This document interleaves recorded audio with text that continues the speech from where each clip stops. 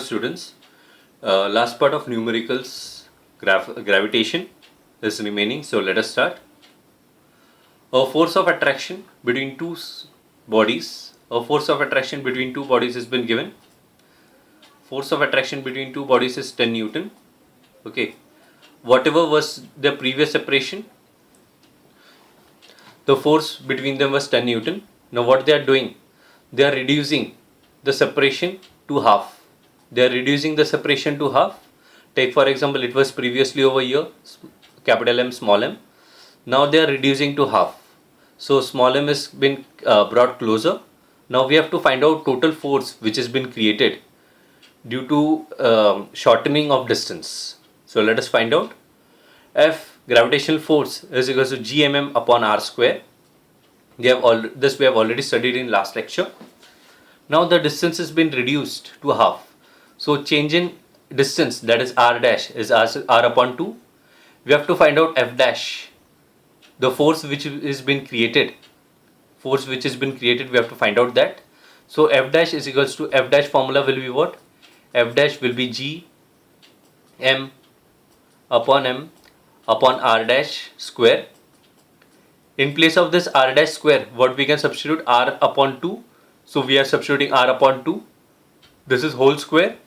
So it will become what? R square upon 2. 2 square is what? 4. But this is in the denominator's denominator. So it will go to the numerator. But what we can see, this gmm upon r square is denoting what? It is denoting f. And f's value is what? 10 Newton. So what we'll be getting? F dash is equals to 4f. So 4 into 10, we'll be getting this answer, that is 40 Newton. Now we have to calculate the weight of the body of mass 10 kg in kgf and in Newton. Mass has been given. For converting kgf in kg, kg in kgf, we just have to multiply by 1. So 10 kg into 1 kgf, we'll be getting this answer in kgf, that will be 10 kgf. Weight of this body we have to find out. We are knowing this formula, weight is equals to mass into gravity. Mass has been already been given, that is 10. G has been, they have asked us to take the value of G as 9.8. So it will be 10 into 9.8. We'll be getting this answer as 980 Newton. 98 Newton. Next one. A weight of the body is 2 Newton. A weight of the body is 2 Newton. What is this mass of the body? G has been given. See, we are knowing this formula. Weight is equal to mass into gravity. So over here we have to find out this value of m. So m can be written as, this g can be taken over here. So n can be written as w upon g. So w is what? 2 upon g's value they have asked us to take as 10. So it will be 2 upon 10. 2 upon 10, we will be getting this answer as 0.2 kg. A man's weight is 600 Newton on the earth. What will be its approximate weight on the moon? We are already studied in the previous lecture that acceleration due to gravity on moon is equals to 1/6 acceleration due to gravity on the earth. Okay. Now if we multiply the mass from both the sides, mass of that object, this whole formula will be denoting what? Weight of the object in moon, that is equals to 1/6 weight of the object in earth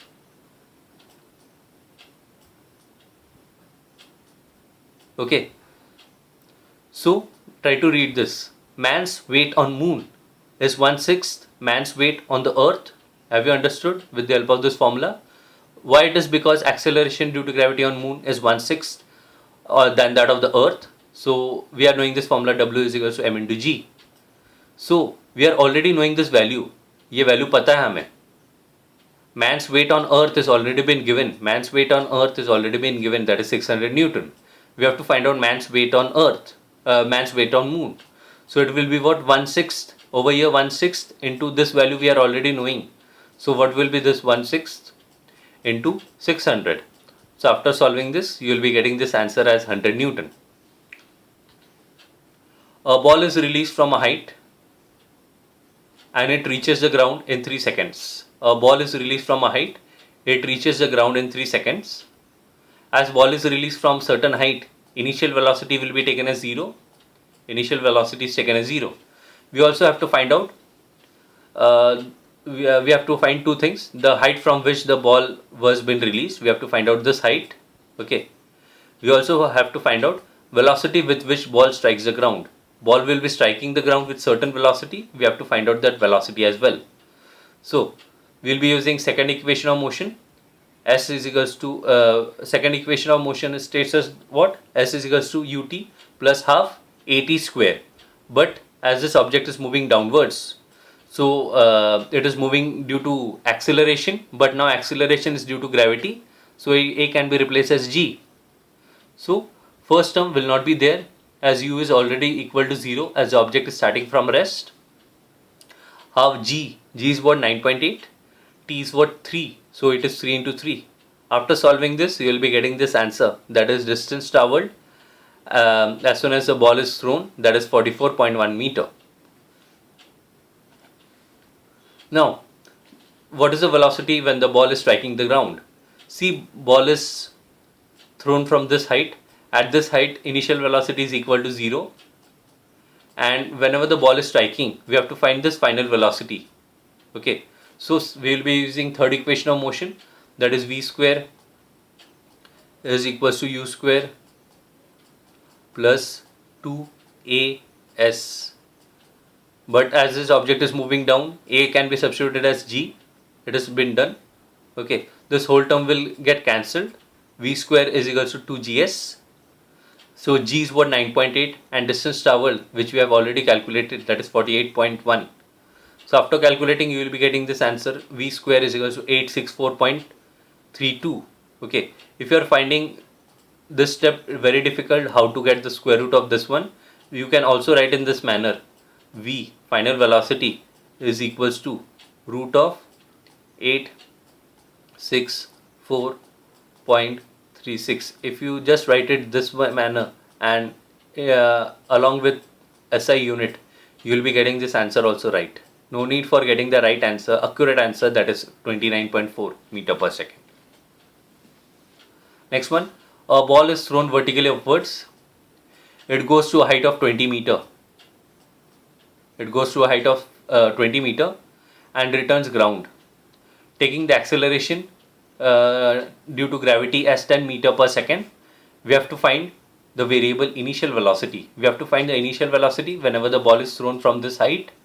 Okay, we will be assuming whenever the ball is reaching the maximum height of 20 meter, its final velocity will be equal to 0. Means over here we can take v is equal to 0, and over here we can take u is this term which we have to find out. This we can take as u. Okay, so we will be using third equation of motion, v square minus u square is equal to 2gs. So v is taken as 0 because final velocity is taken as 0. So what we will be writing, minus u square is equal to 2, this is 2, g is 10, and it is reaching to a height of 20 meter. So in place of s we are substituting 20. After solving, we will be getting u square is equals to 400 meter per second. No need for denoting SI unit over here. Over here minus sign, why we are neglecting minus sign? Because this minus sign is denoting this object is moving in a upward direction. Okay, negative sign indicates that the motion is against the gravity. So u is taken as 20 meter per second. U square is 400 as this object is moving upwards. So total distance travelled or the velocity which has been given at this point, that is 20. Okay, now we have to find out the final velocity when it is reaching the ground. Final velocity, now we have to consider the reverse manner. This object is reaching the ground, so we have to find this final velocity. So initial velocity will be taken as 0. You might be knowing, whenever the object is moving at the certain height, maximum height, its acceleration due to gravity goes on increasing, and this point, and at this maximum point, its velocity is equal to 0. So over here, what we will be taking? We will be taking u is equal to 0 at this point, and we have to find out this v now. Okay. Again, we'll be using third equation of motion. U is taken as 0, v square minus u square is equals to 2gs. U is taken as 0, so this term will go away. 2g, that is 10, and s is 20. So v square will be getting 400 and v's value is 20 meter per second. Now we have to find out total time of his journey. We have to consider total time from year to year. Okay. So this is a formula which you have to learn. Time is equals to 2u upon g. Time is 2u upon g, where u is 20, which we have already founded over here only. Previously we have founded, and g is what, 10. After solving this, you will be getting this answer. Total time is 4 seconds. Again, the ball is thrown vertically upwards. It returns 6 seconds later. Means what is they are telling? It is moving upwards and moving down. In his whole journey, he is taking 6 seconds. Okay. G is acceleration due to gravity. They have asked us to take 10 meter per second. We have to find the greatest height. Up till what height it is reaching, that we have to find out. Okay. Now, over here what they are telling, this whole journey is 6 seconds. So if we consider only ascent, means whenever it is moving downwards, what is this time taken? It will be 6 upon 2. So it will be 3 seconds. Whenever this ball is moving downwards, we'll be considering this ball's initial velocity is equal to 0. You might be knowing whenever the ball is moving upwards, its velocity goes on reducing, and at this maximum height, its velocity is equal to 0. So u is taken as 0. We are considering that it is initially at rest.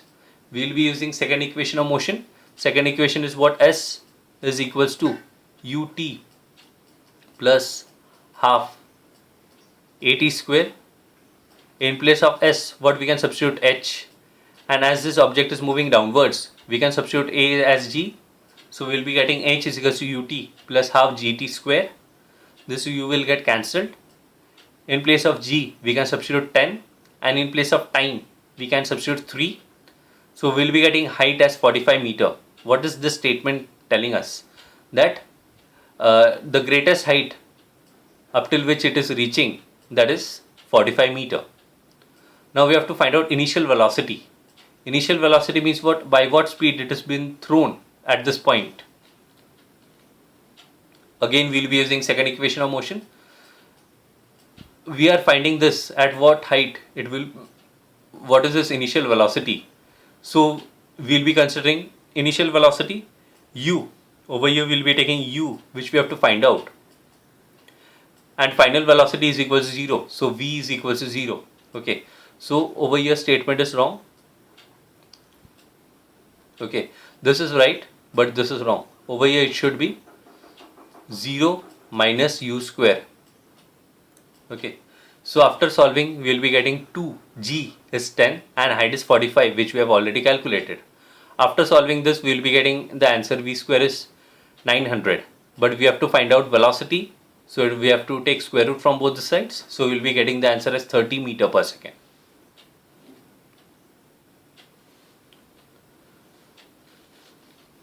Next one, how long will a stone take to fall on the ground from the top of the building of 80 meter height? This a building is there which is 80 meter height. Okay, this height is 80 meter. Just 1 minute.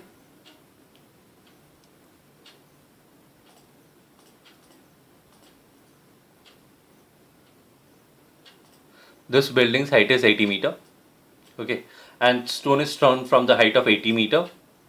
What will be the velocity of the stone reaching the ground? First of all, how long?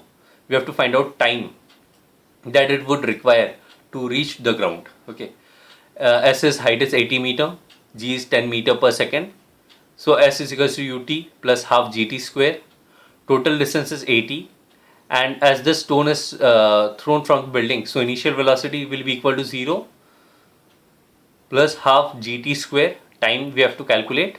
So it will be over here we are substituting the value of S as 80, half g is what, 10 t square.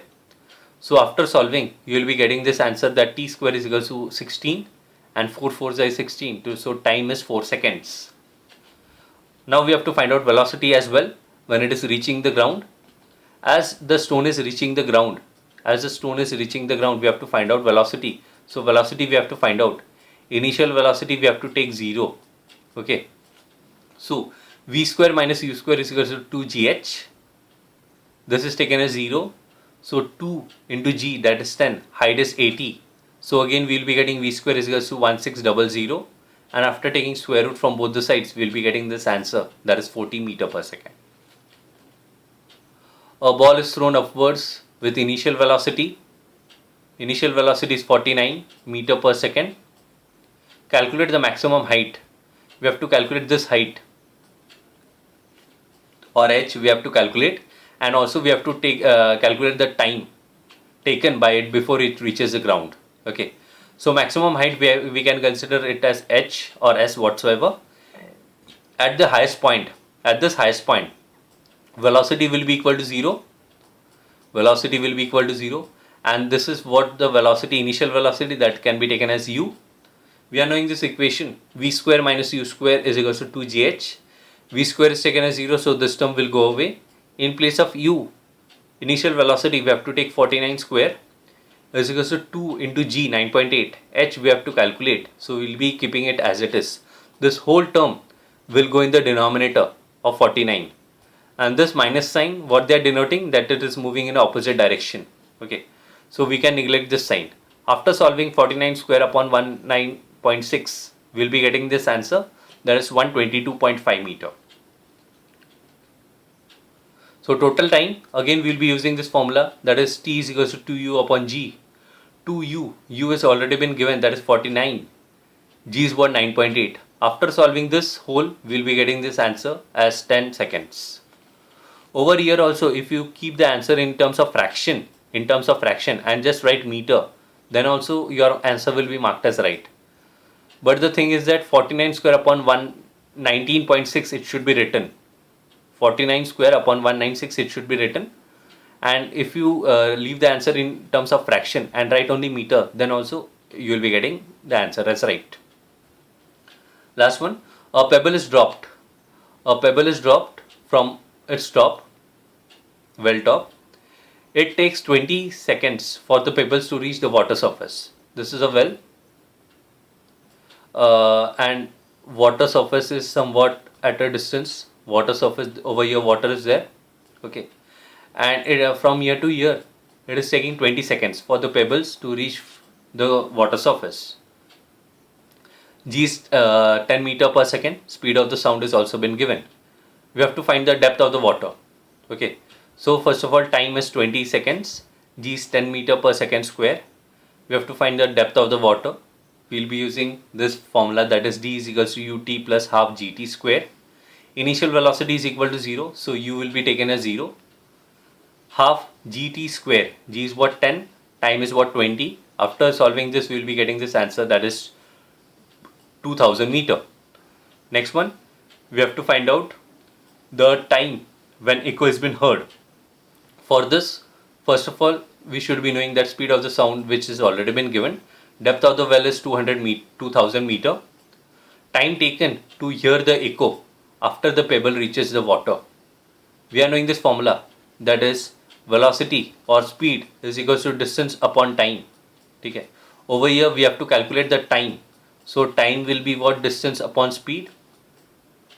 What is the distance? That is 2000. What is the speed? That is 330.